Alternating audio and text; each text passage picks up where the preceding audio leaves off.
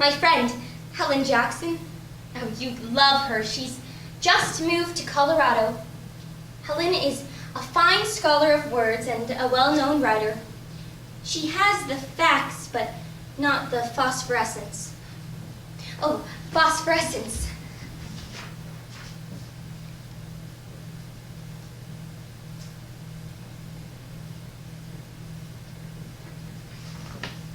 Phosphorescence. Now, there's a word to lift your hat to. Can you spell it? To find that phosphorescence, that light within, that's the genius behind poetry. We have an Irish girl who's been with us a long time. I was here yesterday at tea when she asked me how to spell genius. How do you spell genius? Oh, why do you ask that, Maggie? Oh, leave the tray here. I'm running to my brother. Oh, I see. And whom are you describing?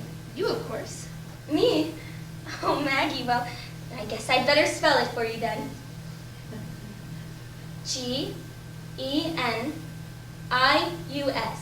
Genius. Now, what does it mean? Don't ask me that. I don't know what it means. No one knows that, Maggie, no one.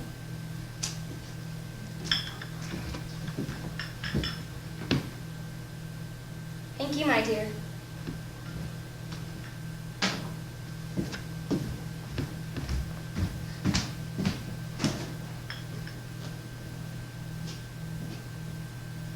Do you know that every one of you is, to me, a poem? You. And you. Each one a rare creation. I suppose that's why I love you and you love me, whether we realize it or not. I discovered that secret a long time ago about the souls of people, and I thought that being a poem oneself precluded the writing of a poem. But I realized my mistake. The poet lights the lamp and then goes out himself. But the light goes on and on. Essences are marked for, oh, that's not the best word. A label, that's better. Essences are labeled for immortality. If I can stop one heart from breaking, I shall not live in vain. If I can ease one life the aching, or cool one pain, or help a fainting robin into his nest again, I shall not live in vain. People find it hard to believe I had a normal childhood. They visualize instead a miniature version of me, as I am now, a pint-sized little Emily, dressed all in white, lisping riddles and aphorisms and baby talk, and, of course, hiding from the family.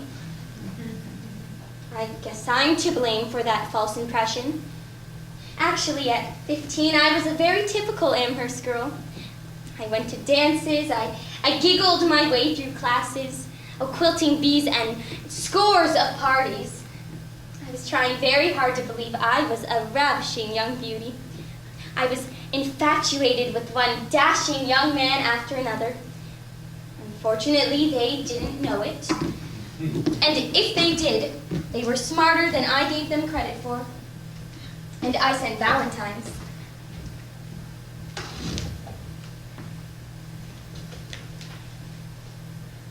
Austin? Austin! Yes? How many Valentines has my handsome brother received? 11. I haven't received any. Oh, Vinny's received some beautiful ones, but I've almost lost hope. Austin, come in here. Yes, dear sister. Which do you prefer? Do you think the heart's too big? Oh, the cupids? I like them both well enough. Austin, do you think you could tell Thomas that I'm simply pining away for a Valentine? Well, surely he hasn't lost his former affection for me. You know I can't do that. Well, why can't you? It's not my place to say. Well, there you stand with 11 Valentines. 11, and your highly accomplished and gifted sister has been entirely overlooked. Tragic. Why can't you? Please. Austin, where are you going? Austin. What are are brothers for?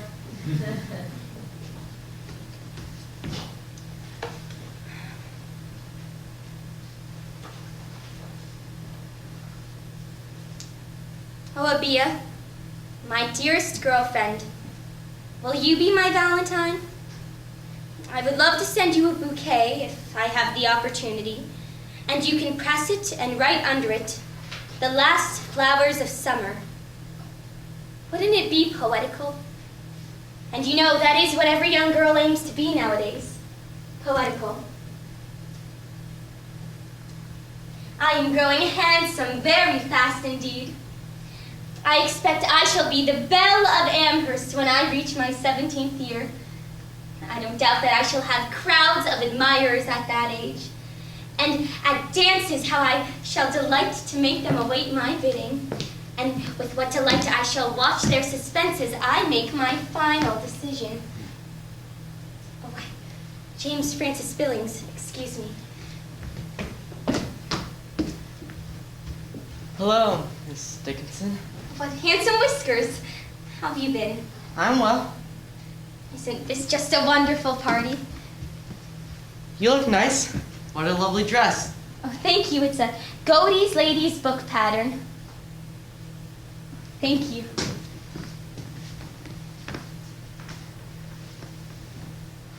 How are you? I'm well, thank you.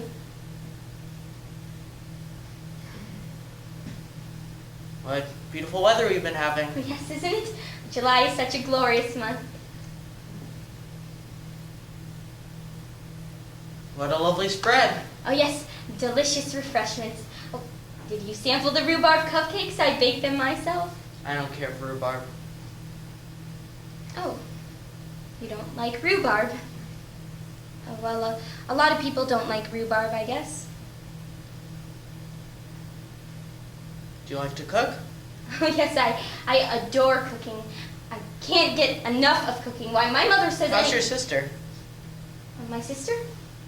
Lavinia as well. Tell her hello for me.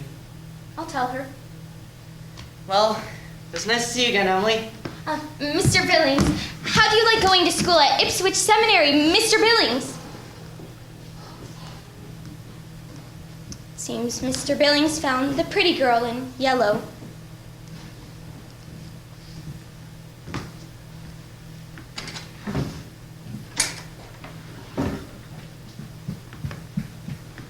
Father's house and my garden. This is my home. And for my companions, I have the hills and the sundown and my dog, Carlo, large as myself that father bought me. They're better than beings because they know, but don't tell. And the noise in the pool at noon excels my piano. You see, I've never had to go anywhere to find my paradise. I found it all right here, the only world I ever wanted. Here in Amherst, Massachusetts. Massachusetts now, there's a word to lift your hat to. Paradise is no journey because it is within, but for that very cause it is the most arduous of journeys. I travel the road into my soul all the time. I dwell in possibility. A fairer house than prose, more numerous of windows, superior for doors, of chambers as the cedars, impregnable of eye, and for an everlasting roof, the gables of the sky. Of visitors, the fairest. For occupation, this, the spreading wide my narrow hands to gather paradise.